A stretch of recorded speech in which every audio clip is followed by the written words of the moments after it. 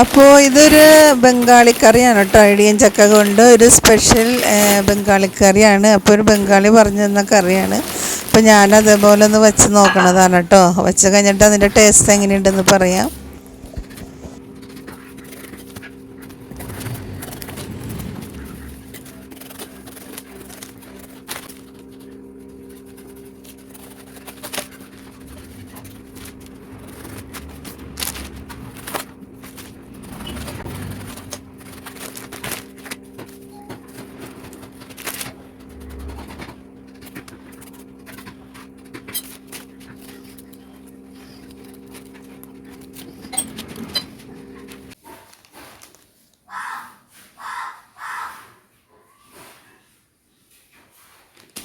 അപ്പോൾ ഇതിന് നല്ല കറയുണ്ട്. അപ്പോൾ വെള്ളത്തിൽ കുറച്ച് വിനാഗിരി ഒഴിച്ചിട്ട് നമ്മൾ നുറുക്കിയിടുകയാണെങ്കിൽ അതിൻ്റെ കറയൊക്കെ ഒന്ന് പോയി കിട്ടും കേട്ടോ.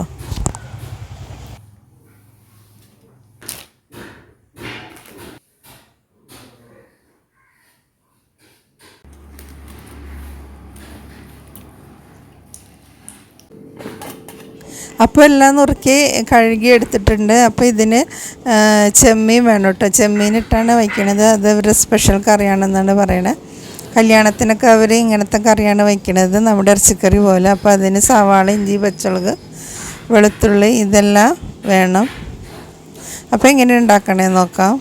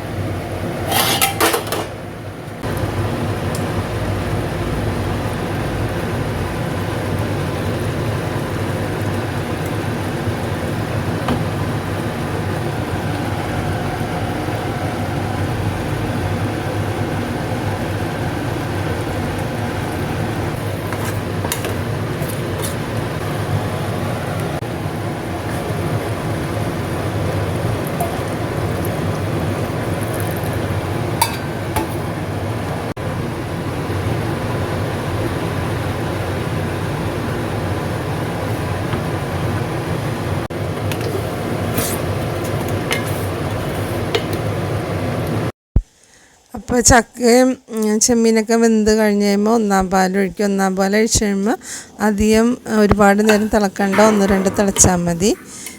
അപ്പോൾ ചെറുതായിട്ട് കുറുകി വരും. അപ്പോൾ കറിയൊക്കെ നല്ല അടിപൊളിയായി വന്നിട്ടുണ്ട്. കാണുമ്പോൾ തന്നെ ഒരു ബംഗാളി കറിയുടെ ലുക്കുണ്ട്. പക്ഷേ കഴിച്ച് നോക്കിയപ്പോൾ ഇവിടെ എല്ലാവർക്കും ഇഷ്ടമായിട്ടാണ്. നമ്മുടെ കൂണ് കറി വയ്ക്കുന്ന ടേസ്റ്റാണെന്നാണ് എല്ലാവരും പറഞ്ഞത്. കറിയൊക്കെ എല്ലാവർക്കും ഇഷ്ടമായി. പക്ഷെ കാണാൻ ശരിക്കും ബംഗാളി കറി പോലെയാണ്. അപ്പോൾ ഈ റെസിപ്പി ഇഷ്ടമായെങ്കിൽ ഒന്ന് ട്രൈ ചെയ്ത് നോക്കണം കേട്ടോ. അപ്പോൾ ഇതിൽ ചെമ്മീൻ്റെ കുറച്ച് കുറവുണ്ട്.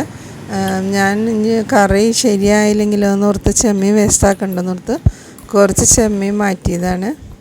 അപ്പോൾ ചെമ്മീനും ചക്കയുടെ ഒപ്പം തന്നെ ഉണ്ടെങ്കിൽ അടിപൊളി ടേസ്റ്റാണ് കേട്ടോ. ട്രൈ ചെയ്ത് നോക്കൂ.